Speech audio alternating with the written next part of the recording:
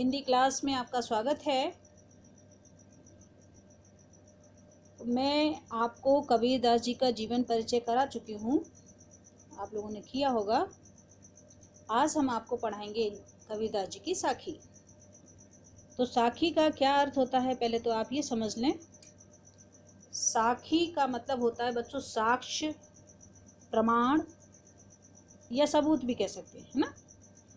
तो ये जो कबीरदास जी थे बच्चों पढ़े लिखे नहीं थे, इसलिए इन्होंने अपने आसपास के महान पुरुषों के साथ रहकर जो भी इन्होंने देखा, अनुभव किया या जिन साक्ष्य था, जिनका प्रमाण था, वही इन्होंने अपनी साखी में प्रस्तुत किया है। तो वही साखी आज हम पढ़ेंगे। चलिए देखते हैं। पहला देखेंगे, सदगुरु हमसु रीझ कर एक कहा प्रसंग, वर्षा बादल प्रेम का भीज गया सब अंग। इसकी मीनिंग देखेंगे। हमसु यानी हमसे, रीझ कर, रीझ कहते हैं बच्चों प्रसन्न होना, खुश होना। प्रसंग यानी उपदेश, भीज यानी भीग जाना।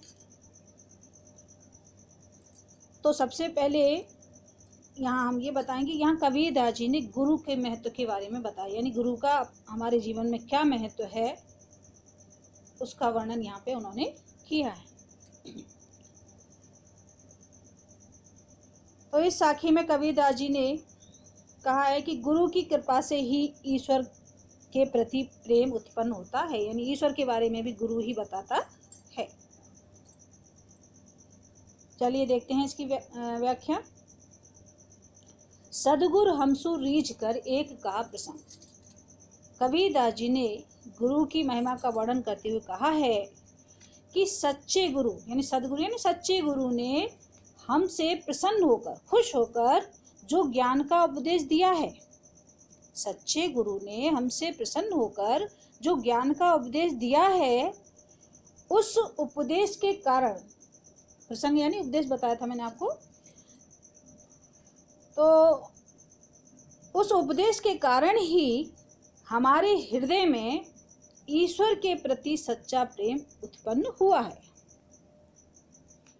बरसा बादल प्रेम का भीज गया सब अंग। और उस उपदेश के कारण ही, जो गुरु ने हमें उपदेश दिया, उस उपदेश के कारण ही बरसा बादल, वर्षा यानी वर्षा बादल प्रेम का, जल से मतलब नहीं है यहाँ, काय के बादल बरसे, प्रेम और भक्ति का, प्रेम और भक्ति रूपी जो बादल बरसा, उस प्रेम और भक्ति रूपी जल में हमारा पूरा शरीर भीग गया। अर्थात कहने का मतलब क्या है कबीरदास जी का, कि जो गुरु ने हमें उपदेश दिया, उस उपदेश की कृपा से हमें ईश्वर के प्रति प्रेम और भक्ति का भाव जागृत हुआ, और उसी प्रेम से मन को बड़ी शांति मिलती है। अतः मानव जीवन में गुरु का बहुत अधिक महत्व है। दूसरा देखेंगे, राम नाम के पट तरे देवे को कछु नाहि, क्या लय गुरु संतोषिए होश रही मन माहि। पट तरे यानी समान या महत्व भी लगाया जा सकता है यहाँ पे अर्थ इसका। कछु माने कुछ भी, नाही माने नहीं। संतोषिए यानी संतोष मिल सके, संतुष्टि मिल सके। होश माने अभिलाषा या इच्छा। माही माने मेरे। तो इसमें राम नाम के पट तरे देवे को कछु नाहि, इस साखी में कबीरदास जी ने गुरु तथा राम नाम के महत्व का वर्णन किया है। व्याख्या देखेंगे। कबीरदास जी कहते हैं कि मेरे गुरु ने जो राम नाम का महत्व समझाया, राम नाम की पट तरे यानी यहाँ महत्व लगा लो, इसका मतलब राम नाम के महत्व को जो मेरे गुरु ने समझाया वह बड़ा ही अमूल्य है, उसका कोई मूल्य नहीं है। देवे को कछु नाहि यानी उसके बदले, किसके बदले, जो गुरु ने मुझे ईश्वर का महत्व समझाया, बताया, तो उसके बदले मेरे पास मेरे गुरु को देने के लिए कुछ नहीं है। क्या ले गुरु संतोषिए होश रही मनमा। उन्होंने जो मुझे ईश्वर के बारे में ज्ञान दिया है, जो अमूल्य वस्तु दी है, उसके बदले मैं अपने गुरु को क्या दूं, क्या देकर मेरा मन संतुष्ट होगा, ये मेरे मन में बार बार अभिलाषा उठ रही है या इच्छा उठ रही है। मेरे मन में ये बार बार इच्छा उठ रही है कि मैं उसके बदले भगवान का जो ज्ञान गुरु ने मुझे कराया, उसके बदले मैं गुरु को ऐसी कौन सी गुरु दक्षिणा दूं जिससे मेरा मन संतुष्ट हो जाए। क्योंकि जो गुरु ने दिया है उसके बदले में देने के लिए मेरे पास कुछ भी नहीं है। यानी ज्ञान सबसे बड़ा होता है। उन्होंने मुझे ज्ञान दिया है, उसका तो कोई मूल्य ही नहीं। आगे देखेंगे। ज्ञान प्रकाशा गुर मिल्या सो जिन विसरी जाए, जब गोविंद कृपा करी तब गुर मिलिया आए। ज्ञान प्रकाशा गुर मिलिया, मीनिंग पे आ जाए। ज्ञान का प्रकाश, ज्ञान प्रकाश यानी ज्ञान का प्रकाश करने वाला। मिलिया यानी मिला। जिन माने नहीं, बिसरी माने भुलाना, मिलिया यानी मिली। तो प्रस्तुत साखी में कबीरदास जी कहते हैं कि ईश्वर की कृपा के द्वारा ही हमें गुरु की, अच्छे गुरु की प्राप्ति होती है। जब हम पर ईश्वर कृपा करता है तभी हमें अच्छा गुरु भी प्राप्त होता है। चलिए व्याख्या देखेंगे। ज्ञान प्रकाशा गुर मिला सो जिन विसरी जाए। कबीरदास जी कहते हैं कि सच्चा गुरु मिलने पर चारों ओर ज्ञान का प्रकाश फैल जाता है। ज्ञान प्रकाशिया, जब सच्चा गुरु हमें मिल जाता है तो ज्ञान का प्रकाश क्या है, यानी हमारा जो ज्ञान चक्षु है वो पूरी तरह से गुरु हमारा खोल देता है। सो जन बिसरी जाए, अतः जो गुरु हमें ज्ञान देता है उसे हमें कभी नहीं भूलना चाहिए। जो गुरु हमें ईश्वर का मार्ग बताता है, हमें ज्ञान देता है, उस गुरु को हमें कभी नहीं भूलना चाहिए। बिसरी यानी भूलना। जब गोविंद कृपा करी तब गुरु मिलिया आए। गोविंद यानी भगवान। कबीरदास जी कहते हैं कि मुझे सच्चा गुरु तभी मिला जब ईश्वर की कृपा मुझ पर हुई। यानी ईश्वर की कृपा के बिना हमें अच्छा गुरु भी प्राप्त नहीं हो सकता है। चौथा देखेंगे। माया दीपक नर पतंग, माया दीपक नर पतंग भ्रम भ्रम इवे पड़ंत, कह कबीर गुरु ज्ञान ते एक आध उगरंत। नर माने मनुष्य, पतंग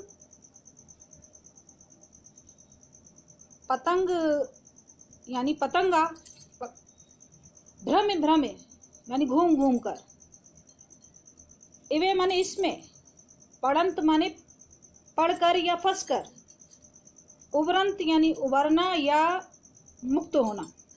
ठीक है। तो इसमें बच्चों इसका क्या बताना चाह रहे हैं कबीरदास जी?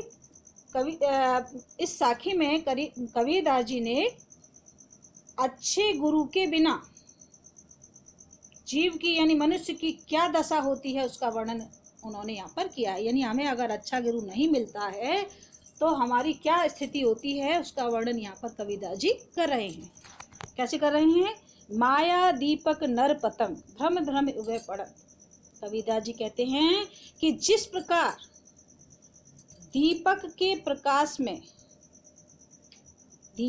प्रकाश से आकृष्ट हो यानी मोहित होकर कीट पतंगे जलकर नष्ट हो जाते हैं, कीट पतंगे जलकर नष्ट हो जाते हैं, मर जाते हैं, उसी प्रकार मनुष्य भी इस संसार के माया मोह में फंसकर, माया दीपक नर पतंग, तो ये जो है उसी प्रकार मनुष्य भी इस सांसारिक मोह माया यानी बाहरी आकर्षण में फंसकर स्वयं को नष्ट कर लेता है। कहे कबीर गुरु ज्ञान ते एक आध उभरंत, उभरंत यानी उभरते हैं या उनका उद्धार होता है।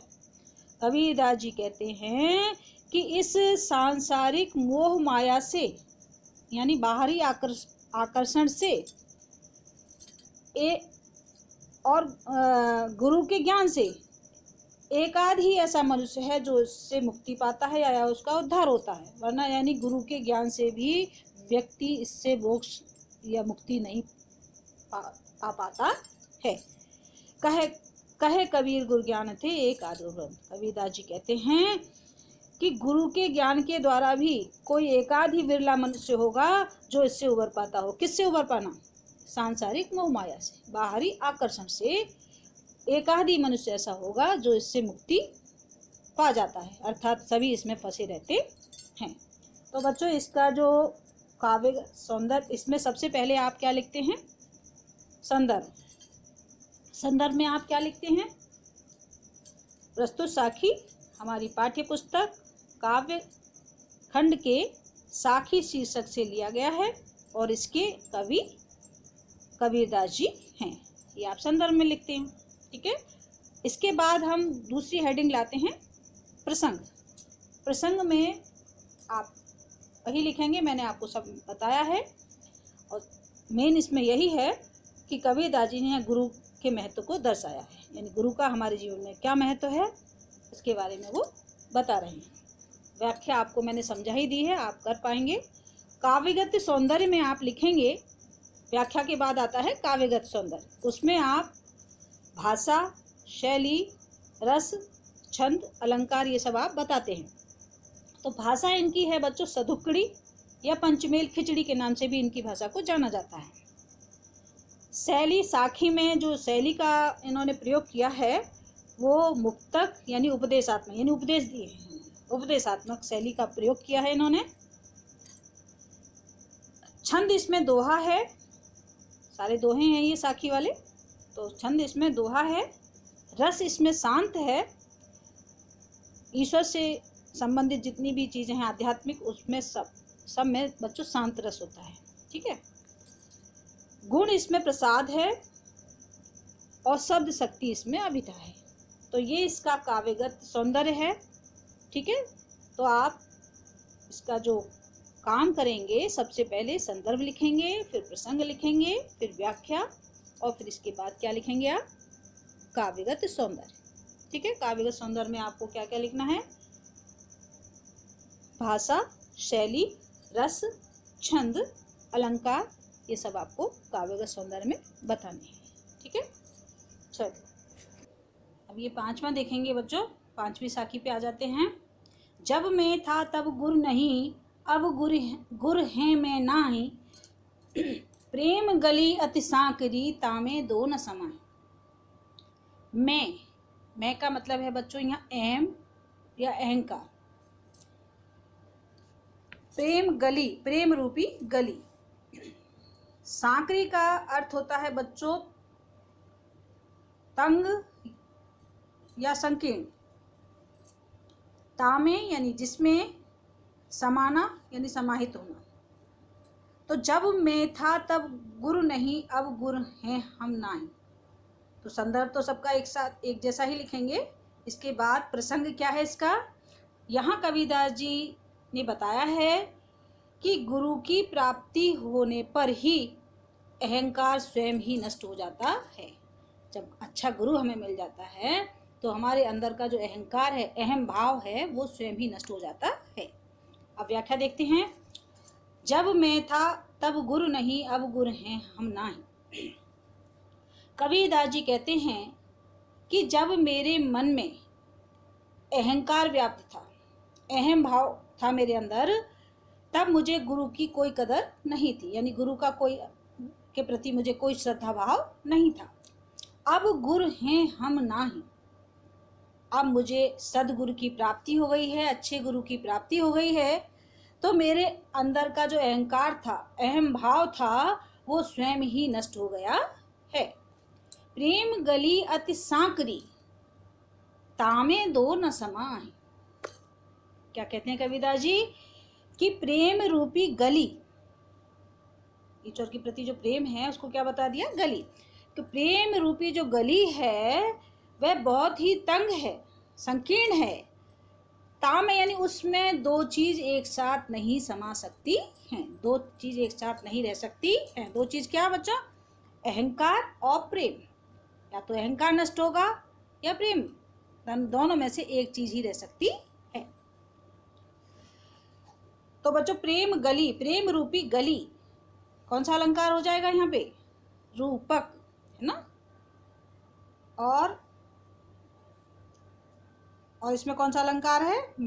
हैं हम नाही, यानी है कि जो आवृत्ति हुई है हम में, ये अनुप्रास अलंकार हो जाएगा। ठीक है, आगे देखते हैं। भगति भजन हरि नाव है, दूजा दुख अपार, मनसा वाचा कर्मणा कबीरा सुमरन सार। भक्त, भगति यानी भक्ति किसकी? ईश्वर की। नाव यानी नाव, मनसा यानी मन से, वाचा यानी वाणी से, और कर्मणा यानी कर्म से। सुमिरन करना यानी स्मरण करना, याद करना। सार माने मूल तत्व। आगे देखते हैं, इसकी व्याख्या देखेंगे। भगति भजन हरि नाव है, दूजा दुख अपार। कबीरदास जी ने इस संसार सागर से पार होने के लिए ईश्वर का स्मरण करना चाहिए, ऐसा यहाँ बताना चाह रहे हैं। ऐसा यहाँ बताते हैं। क्या बता रहे हैं? भगति भजन हरि नाव है, दूजा दुख अपार। संत कबीरदास जी कहते हैं कि मनुष्य के लिए परमात्मा की भक्ति और भजन, ईश्वर की भक्ति करना और उनका भजन करना नाव के समान उपयोगी होती है। यानी जिस प्रकार नाव हमें पार ले जाती है, उसी तरह से अगर हम ईश्वर की भक्ति करते रहेंगे, है ना, और उनका भजन करते रहेंगे, तो हम भी इस संसार सागर से पार हो जाएंगे। दूजा दुख अपार, इस संसार में प्रभु की भक्ति और भजन के अलावा जो कुछ भी इस सारे संसार में है वो दुखों का कारण है, अपार दुखों का कारण है। उससे केवल दुख ही मिलने वाले हैं। इसलिए कबीरदास जी क्या कह रहे हैं कि मन से, वाणी से और कर्म से हमें ईश्वर का ही स्मरण करना चाहिए, ईश्वर की ही भक्ति करनी चाहिए और ईश्वर का ही भजन करना चाहिए। यही इस जीवन का परम सत्य है। सार यानी सत्य, परम सत्य है या मूल तत्व है। आगे देखें। कबीरा चित्त चमकियां, चहुदिस लागी लाए, हर सुमिरन हाथों गड़ा, बेगे लेहु बुझाए। चित्त यानी हृदय, चमकियां यानी प्रकाशित होना, चहुदिस चारों ओर, चारों दिशाएं, लाई, लाई से मतलब है बच्चों यहाँ आग, सुमिरन वो स्मरण, बेगे शीघ्र ही यानी जल्दी ही, लेहु यानी लेना। तो इसका प्रसंग देखेंगे। इस साखी में कबीरदास जी ने संसार के दुखों से मुक्ति पाने का एकमात्र उपाय ईश्वर का भजन करना ही बताया है। यानी ईश्वर का भजन करने से ही इस संसार सागर से हम पार हो सकते हैं, या संसार के दुखों से हम दूर रह सकते हैं। व्याख्या देखेंगे। कबीरा चित्त चमकियां, चहुदिस लागी लाए। कबीरदास जी कहते हैं कि उनके हृदय में ज्ञान की ज्योति फैल गई है। यानी हमें अब ईश्वर का ज्ञान हो गया है, जिसके कारण उन्हें संसार में चारों ओर विषय वासनाओं की आग लगी हुई दिखाई दे रही है। यानी इस संसार में जो कुछ है वो सब व्यर्थ है, बेकार है। क्यों? क्योंकि अब हमारे हृदय में ज्ञान का प्रकाश फैल गया है। हरि सुमिरन हाथू घड़ा, बेगे लेहु बुझाए। अब हमारे पास हरि, हरि माने भगवान, सुमिरन माने स्मरण, अब हमारे पास ईश्वर का स्मरण रूपी घड़ा है। अब हमारे पास ईश्वर का स्मरण रूपी घड़ा है, जिससे शीघ्र ही इस विषय वासनाएं रूपी अग्नि को बुझा लेना चाहिए। बच्चों, अग्नि कैसे बुझती है? पानी से, है ना। तो जल, जल क्या बता दिया यहाँ पे? ईश्वर का स्मरण। अगर ईश्वर का स्मरण करोगे, ईश्वर को याद करोगे, ईश्वर का भजन करोगे, तो जो सांसारिक विषय वासनाएं हैं की अग्नि है वो शीघ्र ही नष्ट हो जाएगी। कहने का तात्पर्य है कि सांसारिक जाल से, सांसारिक विषय वासनाओं से मुक्ति पाने के लिए हमें ईश्वर का स्मरण करना चाहिए। अगला देखेंगे। अंसणिया झाई पणी पंथ निहार निहार, जीवनिया छाला पड़िया नाम पुकार पुकार। अंसणिया यानी आंखों में, झाई जो धुंधला सा दिखाई देने लगता है, अंधकार एक तरह से, पंथ यानी मार्ग, निहार माने देखना, जीवनिया यानी जीव। तो यहाँ कबीरदास जी क्या बताना चाहते हैं इस साखी के माध्यम से? इस साखी में कबीरदास जी ने विरह से व्याकुल जीवात्मा के दुख को दर्शाया है। जीवात्मा यानी जीव की आत्मा। व्याख्या देखें। अंसणिया झाई पणी पंथ निहार निहार। कबीरदास जी कहते हैं कि परमात्मा रूपी प्रियतम, भगवान ईश्वर को क्या बता दिया? प्रियतम। ठीक, तो परमात्मा रूपी प्रियतम की राह देखते देखते यानी मार्ग देखते देखते, उनका रास्ता देखते देखते मेरी आंखें इतनी थक गई हैं कि अब उनके सामने अंधेरा छाने लगा है। यानी मेरे आंखों में झाइयां पड़ गई हैं, धुंधलापन आ गया है या अंधेरा छा गया है।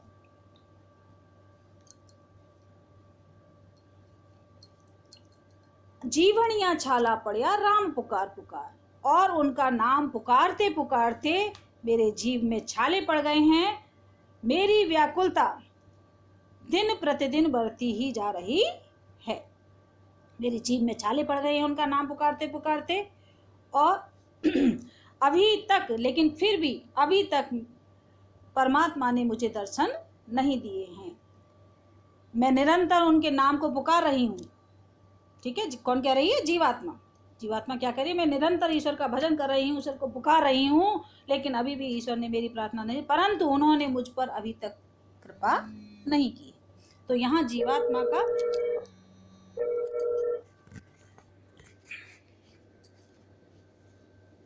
दुख दर्शाया गया है। चलो, धन्यवाद।